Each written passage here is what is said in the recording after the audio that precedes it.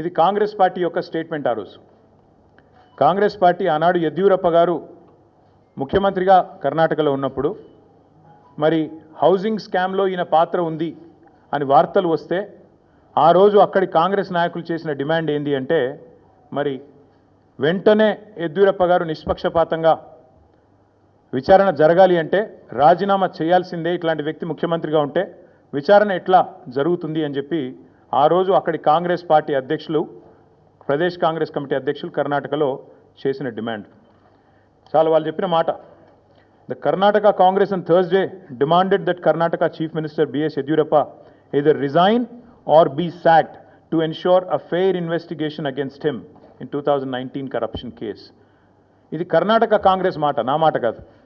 ఒక విచారణ ఎదుర్కోవాల్సి వస్తే ముఖ్యమంత్రి గారు ఈదర్ ఈ షుడ్ రిజైన్ వాలంటరీలీ, స్వచ్ఛందంగా తప్పుకోవాలి, లేదా ఆయనను అర్జెంటుగా తొలగిస్తేనే నిష్పక్షపాతమైన ఎంక్వైరీ జరుగుతుంది అనే మాట వారు చెప్పిన మాట. ఇవాళ మేమంటుంది కూడా అదే. 4 కోట్ల ప్రజల ముందు ఇవాళ ఆ ప్రజలకు నాయకత్వం వహించే నాయకుడిగా అక్కడ కూర్చున్న వ్యక్తికి తప్పకుండా నిజాయితీ ఉంటే, నైతికత ఉంటే వెంటనే అయితే రేవంత్ రెడ్డి గారు స్వచ్ఛందంగా తప్పుకోవాలి, లేదా కాంగ్రెస్ పార్టీ పెద్దలు స్పందించి తప్పకుండా వెంటనే వారిని రాజీనామా చేయించి నిష్పక్షపాతంగా విచారణ జరగడానికి సహకరించాలని మేము కూడా డిమాండ్ చేస్తూ ఉన్నాం.